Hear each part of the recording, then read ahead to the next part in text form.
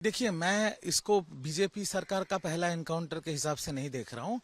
एक व्यक्ति, उसको मैं व्यक्ति भी नहीं बोलूंगा, एक जानवर जिसने एक 11 साल की बच्ची के साथ सामूहिक बलात्कार करके उसका खून कर दिया था, वो पिछले रात को पुलिस का रिवॉल्वर छीन के भागने के टाइम पुलिस पे गोली चलाया और पुलिस पे जब रिटर्न फायर किया पुलिस, तो इस जानवर की मौत हो गई है। तो इसको लेके इतना बोलने का क्या है? सही हुआ है। ऐसे ऐसे व्यक्तियों को सभ्य समाज में जिंदा रहने का कोई अधिकार नहीं है। एक कलंक मिट गया है समाज से, बहुत अच्छा हुआ है। उल्टा ये जो जानवर प्रभास मंडल, इसकी खुद की मां ने कहा है कि उसके जैसा काम किया उसका फल उसको मिला है, मैं उसका लास्ट का शक्ल भी नहीं देखना चाहता। उसकी बीवी बोल रही है मैं उसका शक्ल नहीं देखना चाहता, वो ऐसा ही दोषी आदमी है। और कुछ यहां पर विपक्ष के नेता हैं जिनका दिल भर उठा है, मतलब आंख से उनका पानी बंद नहीं हो रहा है एक ऐसे जानवर के लिए। मैं तो बोलता हूं कि ऐसे जो कांड करेगा उनके साथ ऐसा ही होना चाहिए, क्योंकि जब तक ये डर नहीं बैठेगा इनके दिल में, तब तक बलात्कार और सामूहिक बलात्कार जैसे जघन्य अपराध खत्म नहीं होगा बंगाल से और भारत से। महुआ मोइत्रा ने एक ट्वीट पोस्ट किया है कि वेस्ट बंगाल पुलिस ऐसे कैसे मैं सिर्फ इतना कहूंगा कि जो लोग इस एनकाउंटर का विरोधी बन रहे हैं या विरोधिता कर रहे हैं, क्या पुलिस का जान का कोई कीमत नहीं है? पुलिस पे कोई भी गुंडा, ऐसा कोई बलात्कारी पुलिस के ऊपर गोली चलाएगा तो पुलिस क्या करेगी? फूल फेंकेगी उनके ऊपर। तो एक जानवर जिसने बलात्कार करके एक बच्ची का हत्या किया है, वो पुलिस का रिवॉल्वर छीन के भाग रहा था, पुलिस के ऊपर गोली चला था, पुलिस ने गोली चलाई और इसकी मौत हो गई है। जो हुआ बहुत अच्छा हुआ, पाप समाप्त हुआ समाज से। देखिए, ममता बनर्जी विपक्ष के सबसे बड़े नेता हैं। वो विधायक हो ना हो, विपक्ष के सबसे बड़े नेता है ममता बनर्जी। हाईकोर्ट से उन्होंने परमिशन लिया है, वो आज एक जुलूस करेंगे। लोकतंत्र में हर विपक्ष पार्टी का जुलूस करने का अधिकार है, वो करें, इसमें कोई दिक्कत नहीं है।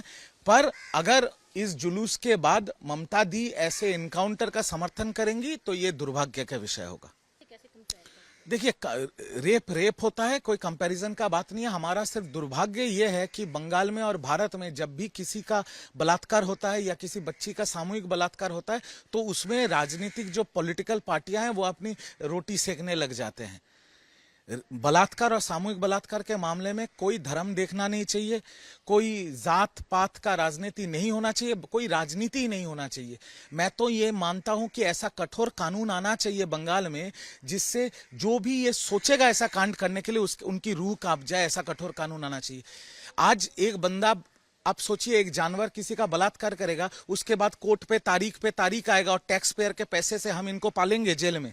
ये सब नहीं हो सकता। ऐसा या तो सरकार ऐसा कठोर कानून लाए कि प्रमाण होने पर इनको संग फांसी दिया जाए, नहीं तो अगर कोई पुलिस पे गोली चलाएगा, कोई भागने की कोशिश करेगा तो उनको एनकाउंटर कर दे। हम इसका पूर्ण समर्थन कर रहे हैं, क्योंकि जो भी जानवर बलात्कार या सामूहिक बलात्कार जैसे जघन्य कांड करता है, उनका सभ्य समाज में जीवित रहने का कोई अधिकार नहीं है। मैं सिर्फ इतना कहूंगा, 3 सितंबर 2024 को आरजीकर कांड के बाद पश्चिम बंगाल विधानसभा में अपराजिता बिल को लाया गया था, जिसका उस टाइम के नेता प्रतिपक्ष और वर्तमान बंगाल के मुख्यमंत्री शुभेंदु अधिकारी जी और पूरे भाजपा के 77 विधायकों ने उनका समर्थन किया था। अभी वो अपराजिता बिल महामान्य राष्ट्रपति के टेबल पे धूल खा रही है। मैं शुभेंदु जी से, माननीय मुख्यमंत्री से यह अनुरोध करूंगा कि अगर आपको नाम पसंद ना आए अपराजिता, नाम आप बदल दीजिए। आपको कुछ और कठोर उस पर कानून लागू करना है, आप वो भी कीजिए, पर ऐसा कानून आप लेके आइए बंगाल में जहां पर जो बलात्कारी हैं उनके दिल में डर बैठ जाए कि हम बलात्कार करेंगे तो 1 हफ्ते के अंदर या 1 महीने के अंदर, कोई तारीख नहीं, कोई डेट नहीं, अभियोग प्रमाण होने से हमको फांसी पे टांग दिया जाएगा। अगर ये नहीं होगा तो बलात्कार और सामूहिक बलात्कार एक बीमारी है, एक समाज के ऊपर कलंक है। जो सरकारें आएंगी, सरकारें जाएंगी, पार्टियां बनेंगी और पार्टियां बिगड़ेंगी, पर ये प्रथा चलता रहेगा। इसको ये जो कलंक है, जो बीमारी है बलात्कार का, इसको रोकने का एक ही जरिया है और वो है कठोर कानून।